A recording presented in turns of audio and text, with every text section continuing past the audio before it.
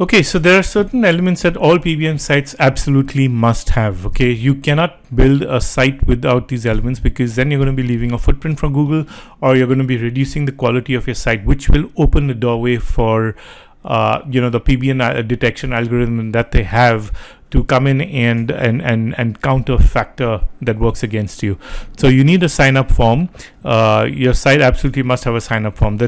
I think that's key. Like almost every website has some sort of a sign up form or some sort of an inquiry form, if I would call it. Then you need to have a photograph of your business, your place, or if it's a persona, if it's an individual site, then put a photograph of some person over there, so it looks real, it looks genuine. What we're trying to avoid over here is when if the PBN detection algorithm does sort of suspect your site to be part of a PBN, then when a manual reviewer comes to your site, you need to give your site as much as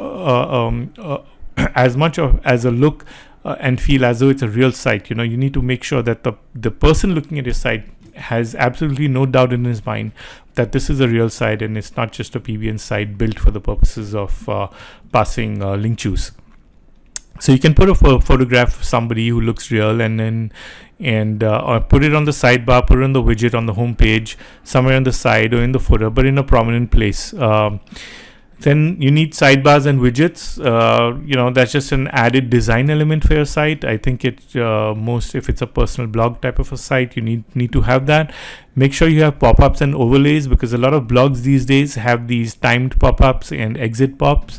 So just putting them there just makes the site look more real and more genuine, and as though you're trying to achieve some sort of a call to action, some purpose behind the site. You need to make sure that your sites have social networks and social profiles associated with them. Just a few will do. You don't need to go overboard, but make sure you have the main ones. And then you absolutely need to make sure that you have the key static pages, like the privacy policy, the about us page, your contact us page, your terms of service pages, and things like that.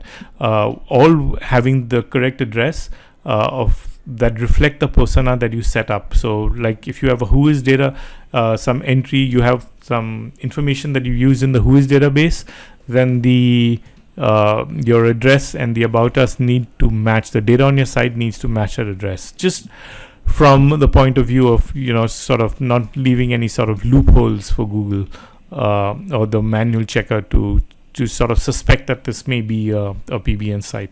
So these are elements that I look at very closely, and of course there are more, and I will see you in the next video.